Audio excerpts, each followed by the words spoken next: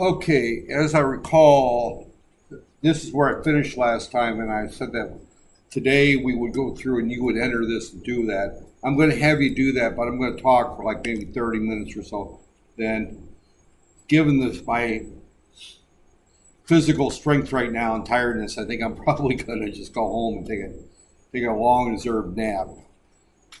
There's like 25 of us that went up to plastic bonding this weekend, and out of the 25, 8 took emergency leave and didn't come into work today. They're beat, and I made it in, but I am not functioning very well there. So, but let me just kind of go over this again. This is a short little program, and you're going to write a function here called square. So the function square receives an integer and it returns an integer. So as you look at this int before the name of the function, that is the data type that it's going to return. So it's going to return an integer. It's also going to receive one variable, and it's going to call it y. Now notice that I called it x in the main program, and I called it y in the subroutine. Those names don't have to match. What happens is the x in the calling statement becomes y within the function. Now I have no local variables within this function. It's a very simple function. All it does is return y times y right there. So and this function just simply prints with a %d. Notice there's no \n, so it's going to print them all on one line. If you put a \n there, then they'll print them on individual lines. And it's going to print what's returned from the function square. So we're calling the function here actually within the calling of another function, because printf is a function. That there.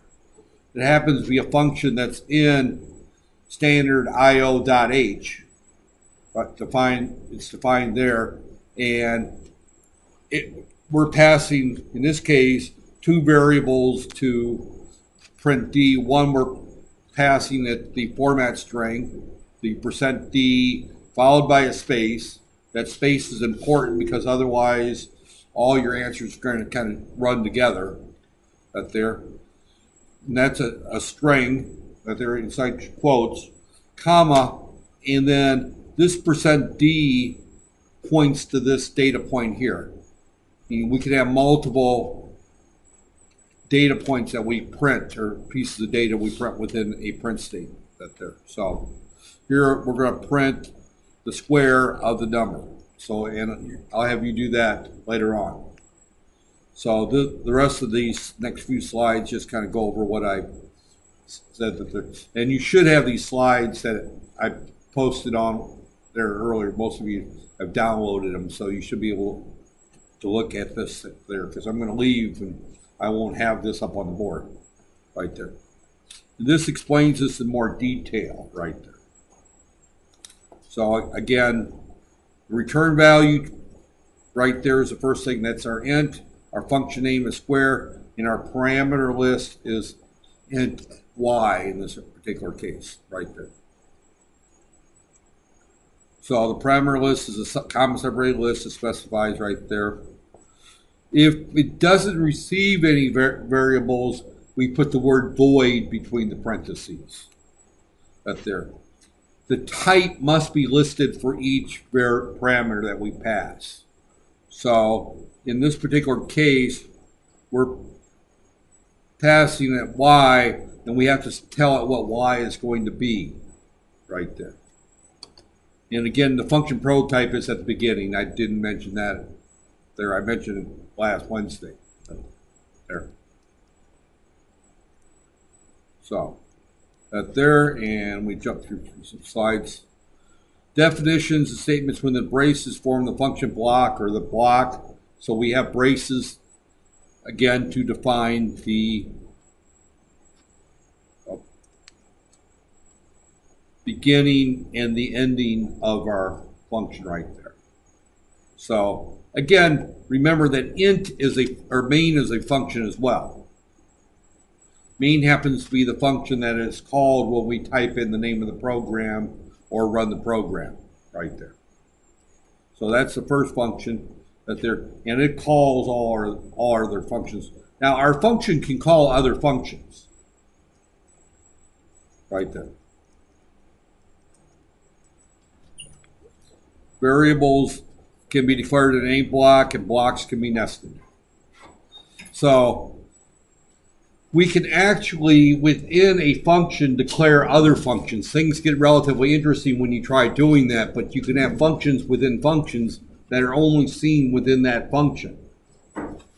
That there.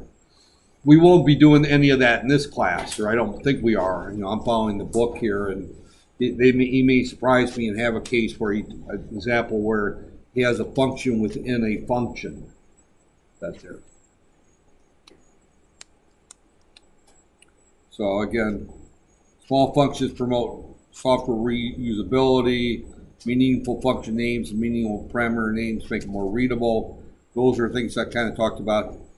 One of the rules of thumb when you're programming at an industrial level or a commercial level is that your functions should be no more than 1 page long.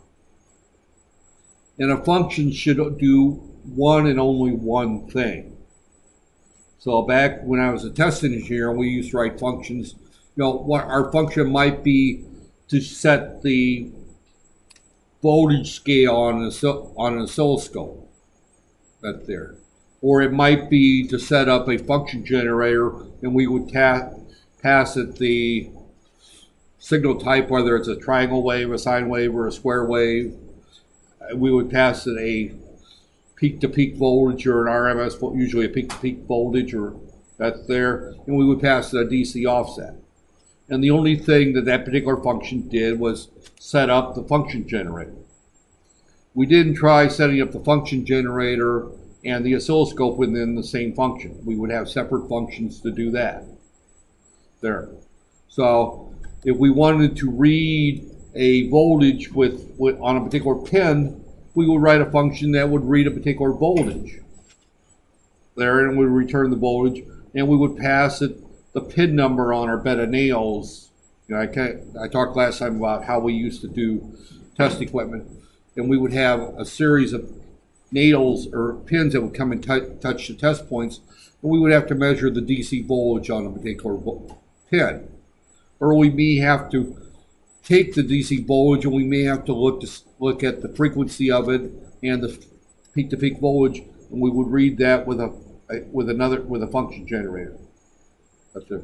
We may have to look at what a voltage looks like and have the operator compare that to a picture and say, does this match or doesn't it match? And then they would hit a key on the keyboard and say, yeah, it matches, and it would pass that test. Because the whole idea of automating test equipment was we tried to automate the test as much as possible so that we didn't have to have hired or trained technicians or engineers out on the factory floor. So, but we would write small functions that would do one and only one thing. So most of the functions that we wrote in the test engineering group were probably no more than 10 or 15 lines long. So, but the rule was if a function was more than 1 page long, you needed to break it up into something smaller and more manageable. That there. And that also helped, offset errors. The smaller the function is, and the clearer what its function is, or what it's supposed to do. That there, I'm using the word function, but two firms. But when you write a function, it should do one thing and one thing only, and its purpose should be clear. Therefore, it should be easy to write it. Right there. Programs are written as a collection of small functions, make them easier to write, debug. That really goes back to what I'm saying. A function requiring a large number of parameters, in other words, if I have to pass it 10 things, it's probably too complex. 3, 4 things, tops, right there. Consider dividing it into smaller functions right there. The function header, which is that one line that defines what the function type, what it returns, the name of the function, and all the parameters should be one line if possible. Again, I said the function itself with the header shouldn't be more than a page. If it's more than a page, it's getting too complex.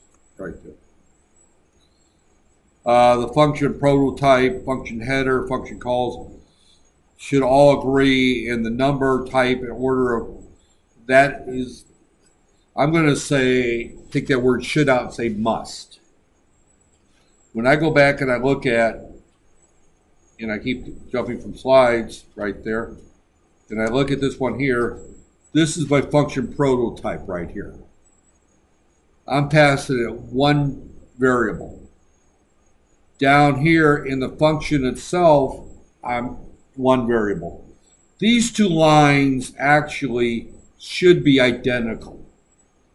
And in my case, they're almost always identical because I write the function, then I copy and paste the prototype at the beginning of the program and just put a semicolon after it. Right there. So those two lines should be identical right there.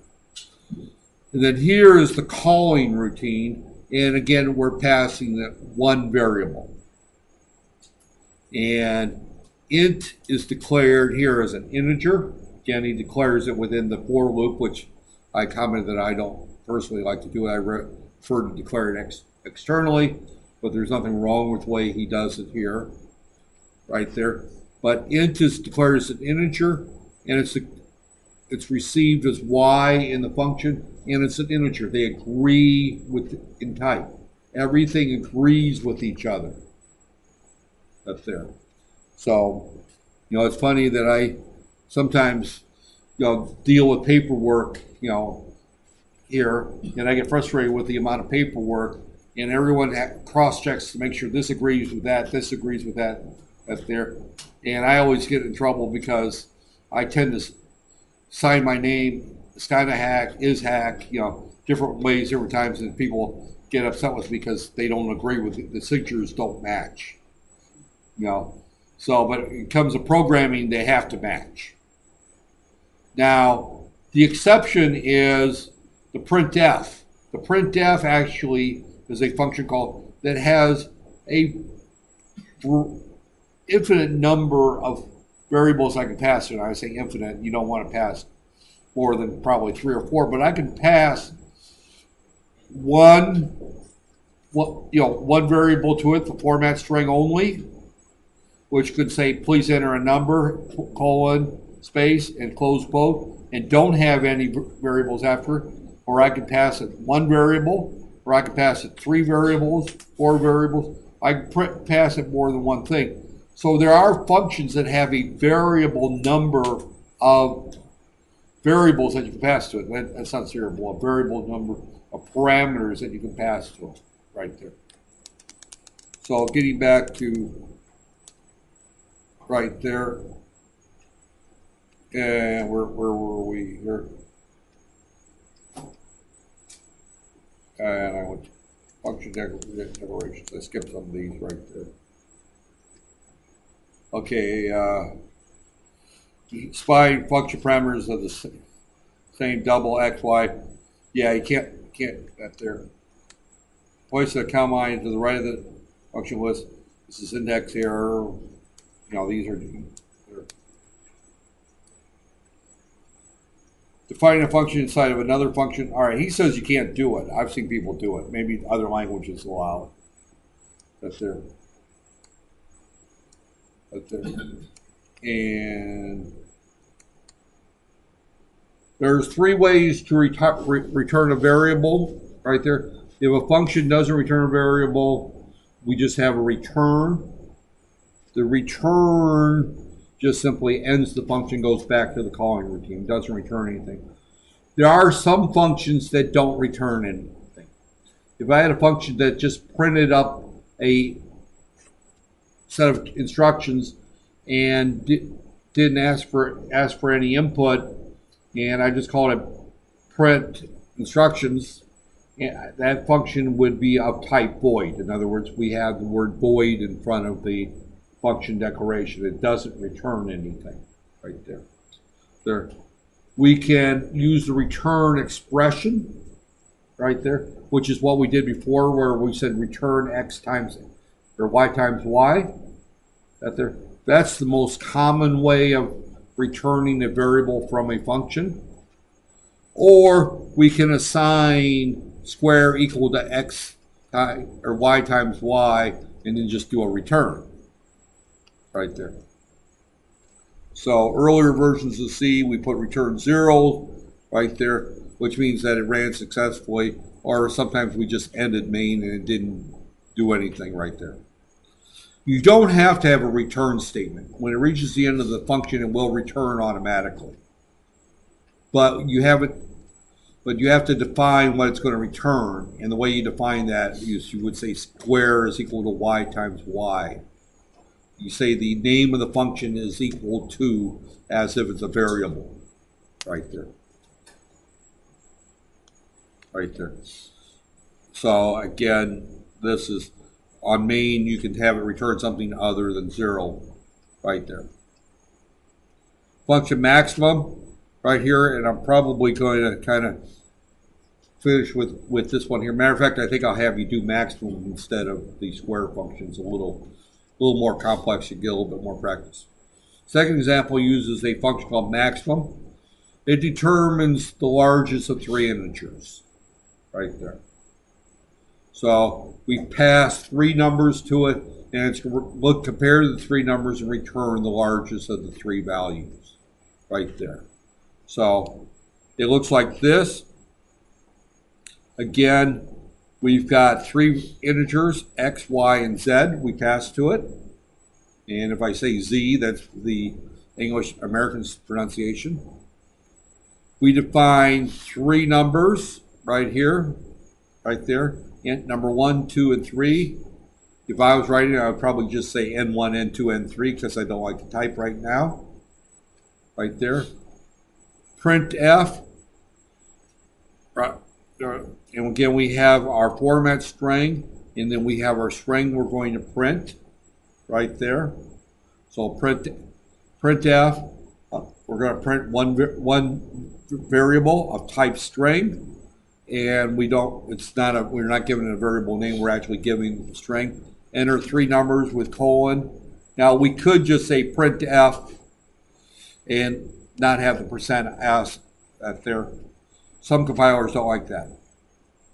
Then we have our scanf, and we have %d, %d, %d. All run together. This particular scanf is going to read 3 numbers that we put in 1, 2, 3, and put them in the num1, num1, num2, num3 right there in that order. Again, we're passing to scanf the address of number 1, number 2, and number 3, so that the function scanf can change the data that there. If we pass it number 1, number 2, number 3, it's going to change the data wherever number 1, number 2, and number 3. It's going to treat them as addresses. So scanf is expecting to receive an address out there. And later on, we're going to write functions where we pass an address so we can change the data within the function as well. Right now, if we're passing, in this example, number 1, number 2 in our function called a maximum, we're passing the actual data. We're making a copy of the data, and we're reading it into the function right there. So if we change number 1, number 2, or number 3 in our function, they won't change it in the main routine. We didn't pass the address right there. So it would be like, which one of you 3 have the largest bank account?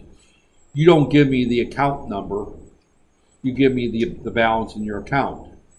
So if I want to determine if I want to manipulate and use the balance in your in your savings account, I can't change the amount in your savings. That's there. But if you give me your account number, I can put money in your account, right? That's there. So if you purchase something from a friend, from somebody online, or want to pay somebody for a trip, they give you the account number, right? You know, when I made my reservation for bonding, I had to pay for the trip to bonding, so I had to deposit money into someone's account in order to reserve the boat and pay for the food and everything. So he gave us his account number, and we could deposit money into his account and send him a copy of the receipt, the receipt showing that we deposited the money. It wouldn't do me any good if he sent me the balance in the savings account. So the account number is like the address. So we pass the address to scanf. And I know I talked about this before, and I'm repeating myself, but sometimes it's best to repeat why we're doing things, because some of you forget. I forget sometimes. That's it. So then we have our print statement, and our printf is our maximum is, again, print D, we're going to print it as a decimal, and then we have the \n, so it'll put the return, and we call the function maximum, and we are passing to the function maximum number 1, 2, and 3. Now the next page, we write the function right here, and here's our function right here. Now again, we declared here a variable called max right here. And in this particular case, we set it equal to when we declared it to the first number in our parameter list. So max is equal to number 1. It's not called number 1 here, it's called x. And that's what confuses a lot of people, is that we change the name when we enter the function. It's the same information. If number 1 was 23, x now is 23. Right there. So we set max equal to 23 in this particular case. Then we simply say if y is greater than max, we're going to make max equal to y, because max is the bigger. The goal is to find the largest of the 3. Then we say if z is greater than max, and max is now the larger of x and y, or number 1 or number 2, depending on what this is, we're going to set max equal to z, then we're going to return max right there. And this is what it looks like when you run it right there. And as I said, I was going to keep it short because I want you to just do this. I'm going to leave and go home and take my well-deserved rest. And I want that there. And you could probably, didn't I post the zip file into the course with all the programs in the book right there? You probably could find that in there, or you can just simply type this particular code. You have these slides right there, but it's a relatively short program. But it's, you haven't typed in a program for a while, so I'm going to have you type this in and save it. That there, I'll play something for you to turn it in, so that I at least look to see that you've done it. That there, I don't necessarily take attendance, so I'll probably treat this as an attendance. That there, so there, I'll probably give credit for like 20 classes for doing this program. So if one of your friends isn't here, although it looks like 1, 2, 4, 6, 8. I can't tell whether there's 9, 16 here. So 16 out of 19 are here. So a couple of you, a few people are missing. You might want to make sure that they do this in order to get the attendance that there. But I'm going to go ahead and just leave at this point, and that there. I'll post this video, but there's nothing that you need to but you should understand as you're typing this what the program is going. Right now we're going by example. I will probably next week, if not Wednesday, assign a homework assignment from the book that you don't have the solution for, so that you have to start using your brain to go back and look at the examples and come up with how you would do it. That there. This one here, I was just more or less just going through an example. Again, be sure you include the function prototype. It looks the same as the first line of the function declaration. This is actually called the function declaration right there, function definition. The header looks exactly like that. We receive 3 integers here. We have 3 integers here. Because I copy and paste that, it's going to be the same. When we call the function, we pass it 3 integers. If we declare these as floats and we call this, it's going to give you a warning at best and a syntax error right there. So this is some example runs that you can do. You can pick any 3 numbers. That's there. And we will pick up from here on Wednesday. I'll have a more detailed lecture going into more of the functions. We're about halfway through the, now this particular chapter is like 200 pages long, wasn't it? Or 150 pages long. It was a long chapter. 204 pages, so I'm only a fourth of the way through the chapter. But we won't cover it. Toward the end of the chapter, we're going to probably either go very fast or skip some of that stuff. Toward the end of the chapter, it goes into more detail. But I'm going to wrap this up. This is, and I said, I was right, about a half an hour, didn't I? Right there, so